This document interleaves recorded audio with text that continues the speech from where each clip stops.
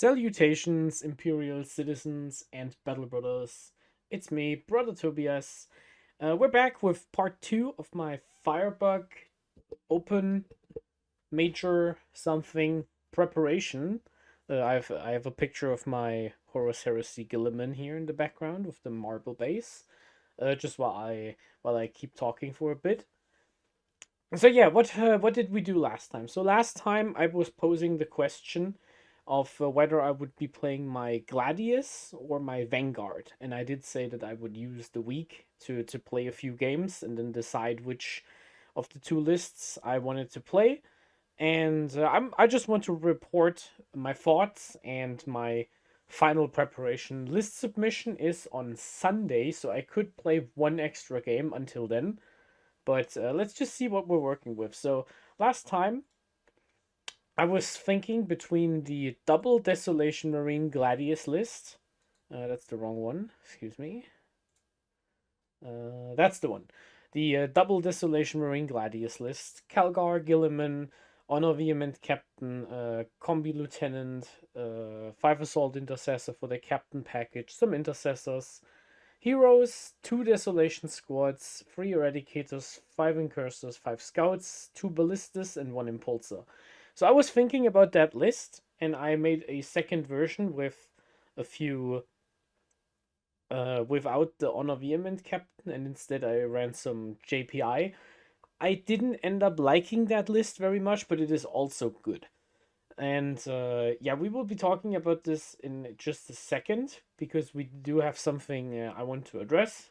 But the other list I was thinking about was my Vanguard Spearhead, which is Calgar Gilliman, Apothecary Biologist with 6 Eradicators as your Calgar unit. We have a Captain and Phobos armor to redeploy the Centurions. We have 2 units of Assault Intercessors with jump packs. We have the 6 Centurion Assaults, Devastators. We have 5 Desolators. We have 3 extra Eradicators as like a little squad. 5 Incursors, 5 Infiltrators, and 5 Scouts. So this list, I really like this list, but it has one issue, and that issue is it only has 11 units, and I would really like to have 12 units. So I have posed some questions last time, and those questions were from the rules pack. Where do I have it? It was somewhere. Excuse me. Here it is. That's what my preparation here. So yeah, I was looking at the Firebug rules pack, and I was asking if that angle on layout 6, that straight line from here to here, like from here, if that is a real line. And some really nice people on the Discord have come back to me and said, yes, it is. It is an angle that is real. So if you put the Centurions here, you can see into this ruin unless they step a bit further back. But if they do that, I don't really care what they're doing because this is where you project your threat outwards. So yes, this is what happened. So I played on a in a mini tournament. Unfortunately, I only got to play one game because I had to drop due to uneven numbers. But yeah, I still won. I won against World Eaters, and the fact that World Eaters were too scared to push me, uh, to me says that I built this list correctly. So I think I can play this with 11 units. I think it's fine.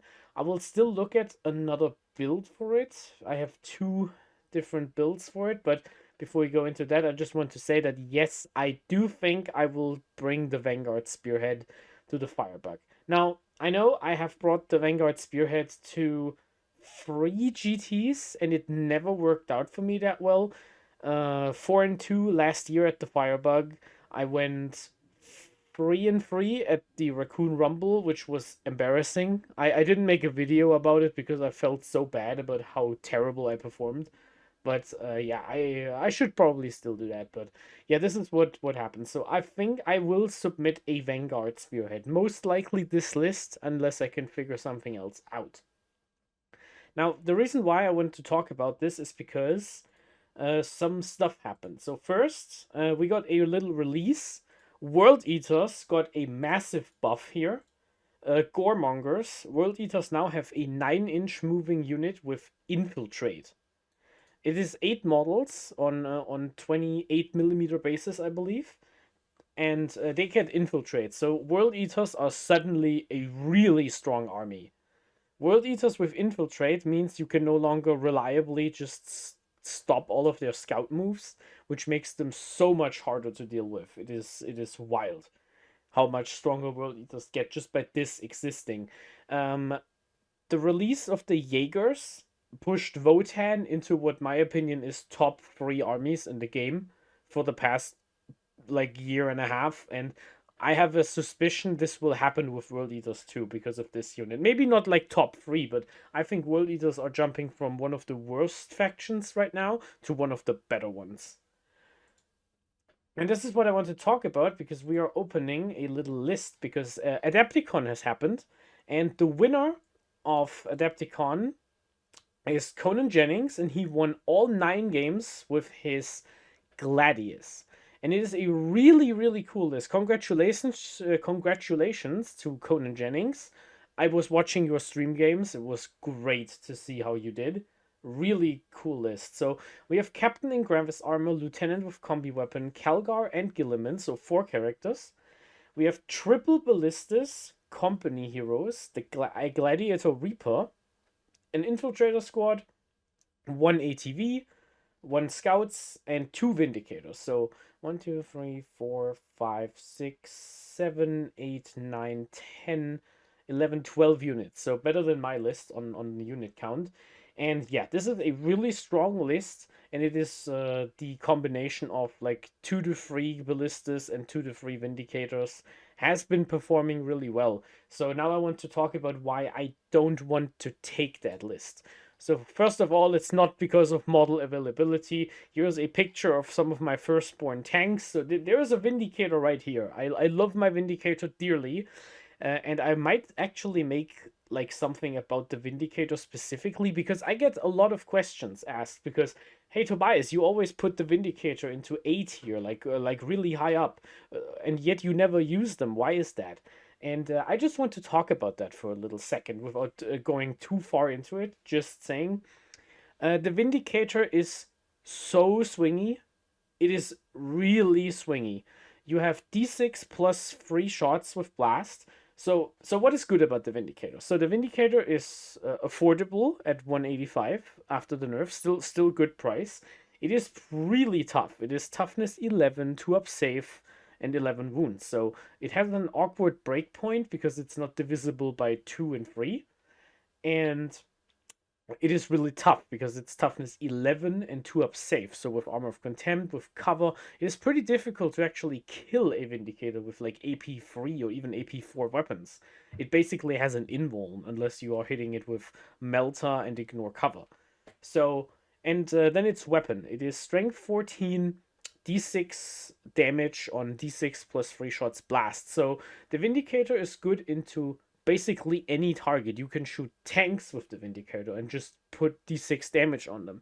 You can throw it into infantry units and you get some blast shots and you still have good AP and you wound them well. They really like Oath of Moment with +1 to wound because strength 14 with +1 to wound is basically you are wounding the game of 40k on 2+. So there's just no downside, right? You get a Seeker Missile, of course. I didn't put mine on, but you know, you get a Storm Bolter, which is pointless, but you get a Seeker Missile, which once per game helps the cannon to do some damage. So what is my problem? Why do I not play with the Vindicator, even though I think it is like objectively one of the best units in the game? And the reason for that is I do not like how inconsistent it is. So the Firebug Open will be 6 games, excuse me. Yeah, we're playing 6 missions, 6 rounds of Warhammer across 3 days.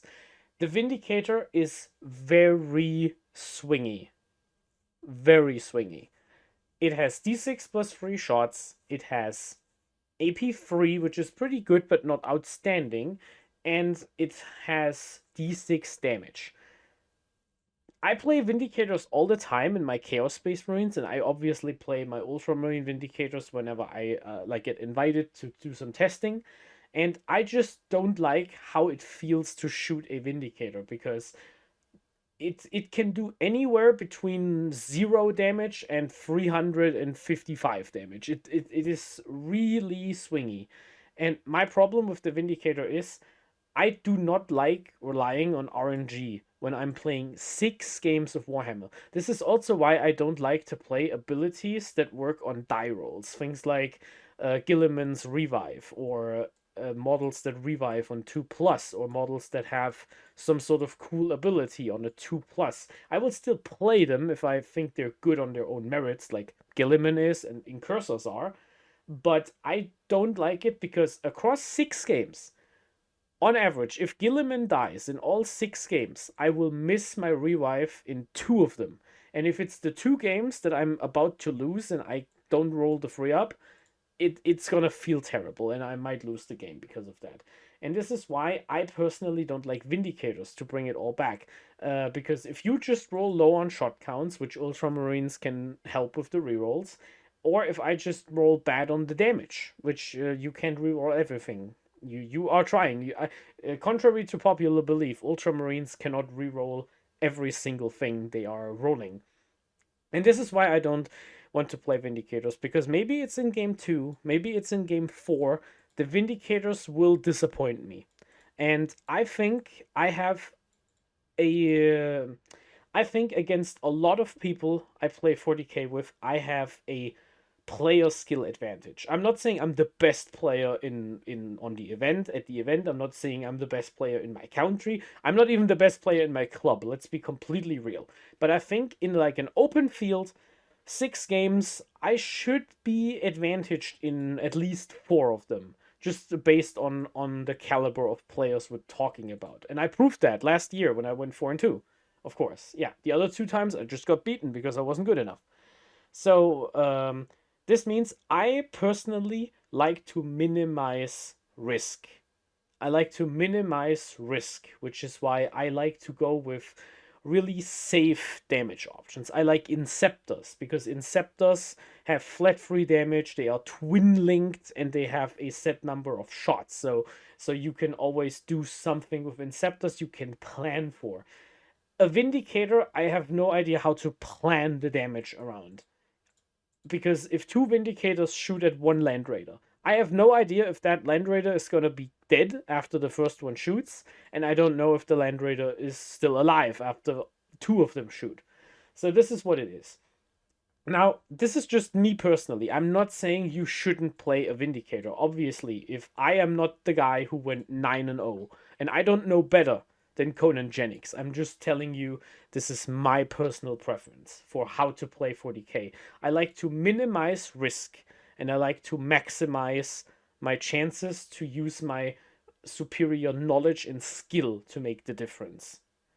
Which is also what brings me to some other things, and I think uh, the Gladius has a few holes in it. And those holes are, one, I think movement is a big problem.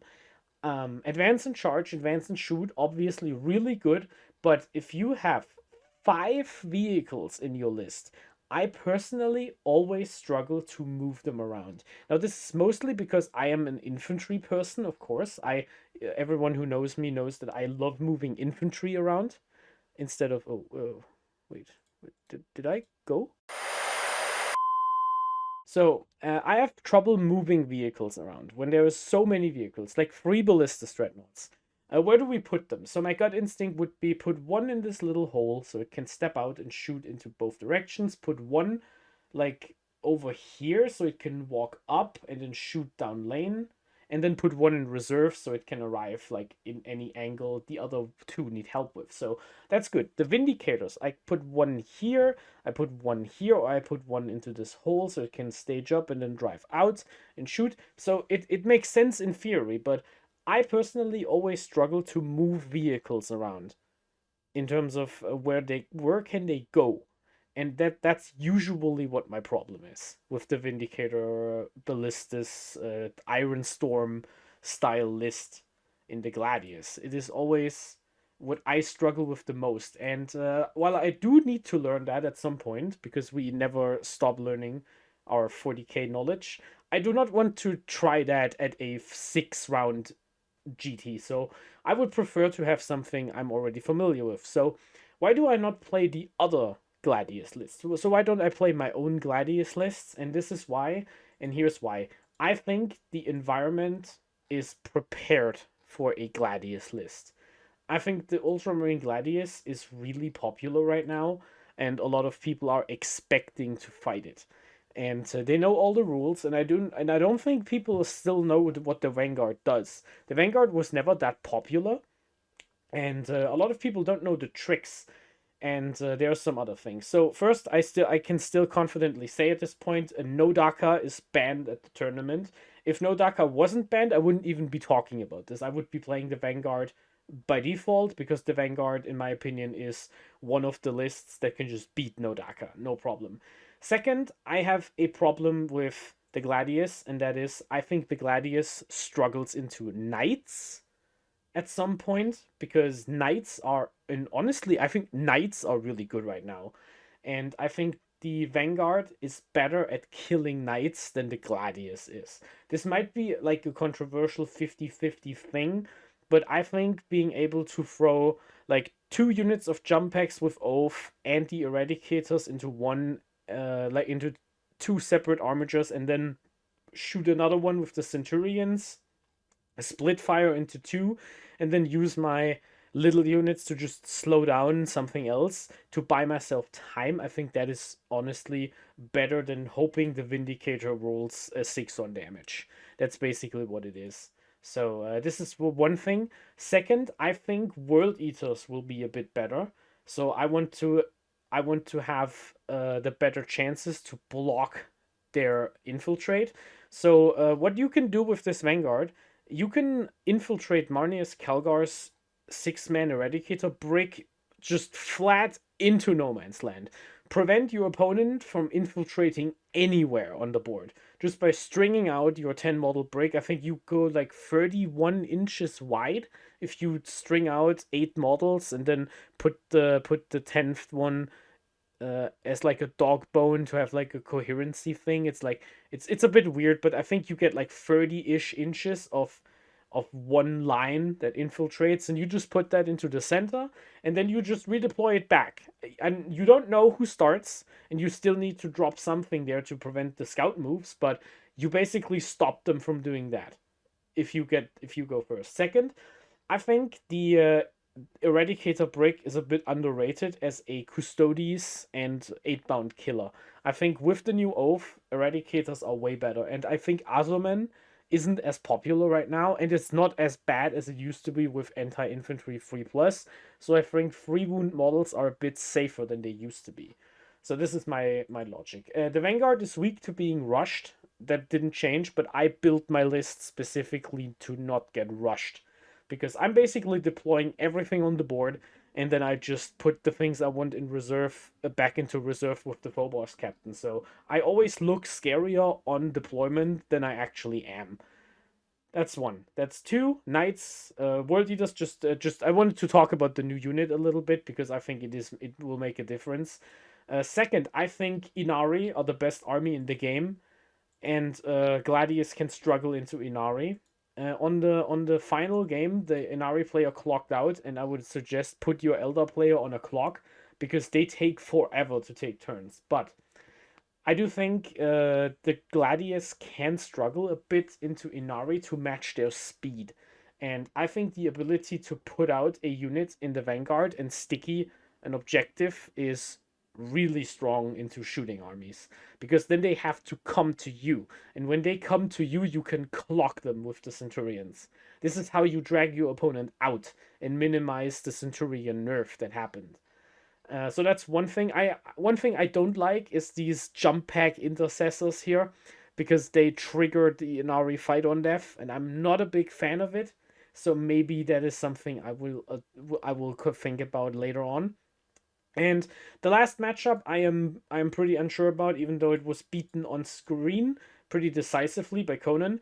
I think Genestealer Cults are a terrible matchup. I think that's why he had the Gladiator Reaper, because that makes it a lot better. But Genestealer Cults with a Host of Ascension and just multiple bricks of 20 neophytes are terrifying.